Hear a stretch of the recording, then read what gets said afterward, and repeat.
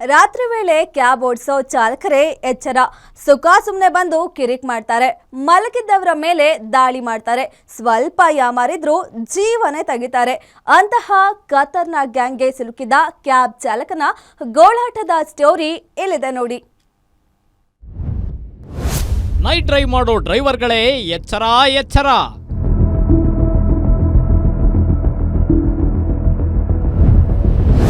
ಚಾಲಕನಿಗೆ ಹಿಗ್ಗಾಮುಗ್ಗ ತಡಿತ ಮೊಬೈಲ್ ಕಸಿದು ಧಮ್ಕಿ.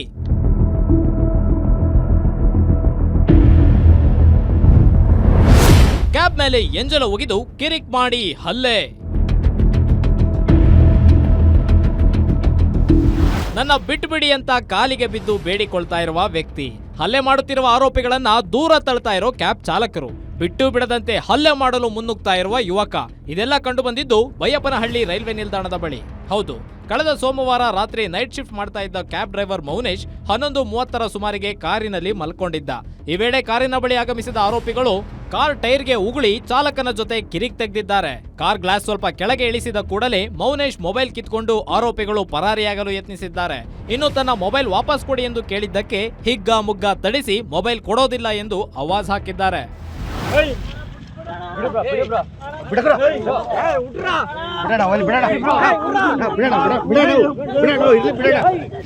ಮೇನ್ ರೋಡಲ್ಲಿ ಗಾಡಿಯಲ್ಲಿ ಮಲಗಿರ್ತಾನಂತೆ.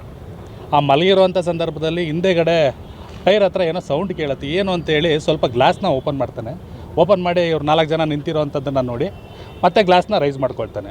ಅದು 4 ಜನದಲ್ಲಿದ್ದಂಥ ಒಬ್ಬ ವ್ಯಕ್ತಿ ಏಕಾಏಕಿ ಬಂದು ಒಳಗಡೆ ಮೊಬೈಲ್ಗೆ ಕೈ ಹಾಕ್ತಾನಂತೆ.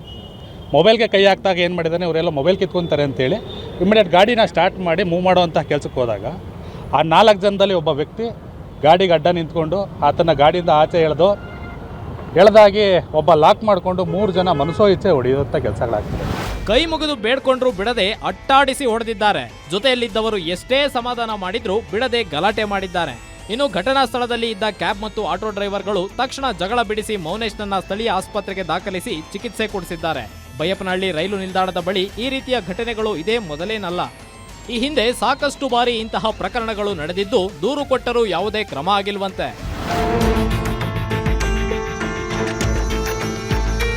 ಕಿರ್ಚಾಡುವಂಥ ಸಂದರ್ಭದಲ್ಲಿ ಅಲ್ಲೇ ಇದ್ದಂಥ ಕ್ಯಾಬ್ ಚಾಲಕರು ಮತ್ತು ಆಟೋ ಚಾಲಕರುಗಳು ಹೋಗಿ ಬಿಡಿಸುವಂಥ ಕೆಲಸನೂ ಕೂಡ ಮಾಡ್ತಾರೆ. ಬಟ್ ಆದರೆ ಬಿಡಿಸುವಂಥ ಸಂದರ್ಭದಲ್ಲೂ ಕೂಡ ಗಾಡಿ ಒಳಗಡೆನೂ ಕೂಡ ಬೇಕಾಗಿ ಹಲ್ಲೆಗಳನ್ನ ಮಾಡುವಂಥ ಕೆಲಸಗಳನ್ನ ಮಾಡ್ತಾರೆ. ತುಂಬ ಭಯಭೀತನಾಗಿ ಸೀದಾ ಮನೆಗೆ ಹೋದ್ಮೇಲೆ ಅವ್ರ ಜೊತೆಲಿದ್ದಂಥ ಸ್ನೇಹಿತರುಗಳು ಬೆಳಿಗ್ಗೆ ಸುಮಾರು 5 ಗಂಟೆ ಸುಮಾರಿಗೆ ಹಾಸ್ಪಿಟ್ಲಿಗೆ ಕರ್ಕೊಂಡೋಗಿ ಟ್ರೀಟ್ಮೆಂಟ್ ಎಲ್ಲ ಕೊಡ್ತಾರೆ. ಅದಾದಮೇಲೆ ಫುಲ್ ಆಚೆಗೆ ಬರೋದಕ್ಕೂ ಕೂಡ ಎದುರ್ಕೊಂಡು ಈ ಒಂದು ಮಾಹಿತಿಯನ್ನು ತಿಳಿಸ್ಲಿಕ್ಕೆ ಸಿಕ್ಕಾಪಟ್ಟೆ ಎದುರ್ಕೊಂಡಿರ್ತಾನೆ. ಅದಾದಮೇಲೆ ನಾವು ಅವರನ್ನು ಸಂಪರ್ಕ ಮಾಡಿ ಏನಾಯಿತು ಎತ್ತಾಯಿತು ಅಂದಾಗ ಅದೇ ಸಂದರ್ಭದಲ್ಲಿ ಏನು ಇನ್ಸಿಡೆಂಟ್ ಆದಾಗ ನಮಗೆ ಆಲ್ಮೋಸ್ಟು ಯಾವುದೋ ಒಬ್ಬ ಚಾಲಕ ನನಗೆ ಆ ಒಂದು ವೀಡಿಯೋನ ಕಳಿಸುವಂಥ ಕೆಲಸ ಮಾಡ್ತಾರೆ. ಯಾವುದೋ ಎಲ್ಲೋ ಆಗಿರೋದು ಅಂತೇಳಿ ನಾನು ಅದನ್ನು ಅಪ್ಲೋಡ್ ಮಾಡಿ ಅದನ್ನು ಸಂಬಂಧಪಟ್ಟಾಗೆ ಎನ್ಕ್ವೈರಿಗಳು ಮಾಡಿದಾಗ ನೋಡಿದ್ರೆ ಆ ಹುಡುಗ ನಮ್ಮ ಹುಡುಗನೇ ಆಗಿರ್ತಾರೆ. ಗಾಂಜಾ ಮತ್ತಿನಲ್ಲಿ ಬರೋ ಯುವಕರು ಒಂಟಿಯಾಗಿ ಸಂಚರಿಸುವ ವಾಹನ ಸವಾರರಿಗೂ ಕೂಡ ಬೆದರಿಸಿ ಹಲ್ಲೆ ಮಾಡಿ ತಮ್ಮ ಬಳಿ ಇರುವ ಹಣ, ಮೊಬೈಲ್ ಕಿತ್ಕೊಂಡು ಕಳಿಸ್ತಿದ್ರಂತೆ. ಸದ್ಯ ಬಾಣಸ್ವಾಡಿ ಪೊಲೀಸ್ ಠಾಣೆಯಲ್ಲಿ ದೂರು ನೀಡಿದ್ದು ಪ್ರಕರಣ ದಾಖಲಿಸಿಕೊಂಡು ಆರೋಪಿಗಳಿಗಾಗಿ ಪೊಲೀಸರು ಹುಡುಕಾಟ ನಡೆಸುತ್ತಿದ್ದಾರೆ. ಬೈಯಪ್ಪನಹಳ್ಳಿ ಸುತ್ತಮುತ್ತ ಪುಂಡ ಪೋಖರಿಗಳ ಅಟ್ಟಹಾಸ ಜಾಸ್ತಿಯಾಗಿದ್ದು ಅಂತವರ ಆಟಾಟೋಪಕ್ಕೆ ಬ್ರೇಕ್ ಹಾಕಬೇಕು, ರಾತ್ರಿ ಟೈಮ್ನಲ್ಲಿ ಪೊಲೀಸರು ಹೆಚ್ಚಾಗಿ ಗಸ್ತು ಮಾಡಬೇಕು ಎಂದು ಮನವಿ ಮಾಡುತ್ತಿದ್ದಾರೆ. Ajay Kumar, crime bureau, guarantee news.